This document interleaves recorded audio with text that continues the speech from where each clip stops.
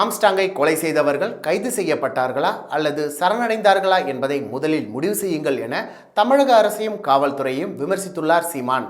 பகுஜன் சமாஜ் கட்சியின் மாநில தலைவர் ஆம்ஸ்டாங் உடலுக்கு அஞ்சலி செலுத்திய பின் செய்தியாளர்களிடம் பேசிய நாம் தமிழர் கட்சியின் தலைமை ஒருங்கிணைப்பாளர் சீமான், தமிழகத்தில் கடந்த 31 நாட்களில் 133 படுகொலைகள் நடந்துள்ளது. செல்வாக்கு பெற்ற மாநில தலைவருக்கே பாதுகாப்பு இல்லை என்றால் சாதாரண மக்களுக்கு என்ன பாதுகாப்பு இருக்கிறது? ஆம்ஸ்டாங் முன்வைத்த தத்துவம் மறைந்து போகாது. சரணடைந்தவர்களை விசாரித்து ஏன் எதற்காக கொலை செய்தார்கள் என கண்டறிந்தார்களா? குற்றவாளிகள் சரணடைந்தார்களா? கைது செய்யப்பட்டார்களா? அந்த உண்மையை முதலில் கூறுங்கள். வீட்டு வாசலில் வந்து ஒரு தலைவரை வெட்டி கொன்று விடலாம் என்ற துணிவு எப்படி வருகிறது? நீங்கள் ஒரு துப்பாக்கி கொடுத்திருந்தால் அதை அவர் எடுத்து காட்டியிருந்தாலே வந்தவர்கள் ஓடியிருப்பார்கள். அவரின் உயிருக்கு ஆபத்து என தெரிந்த பொழுது காவல்துறை அவருக்கு உரிய பாதுகாப்பு தந்திருக்க வேண்டும்.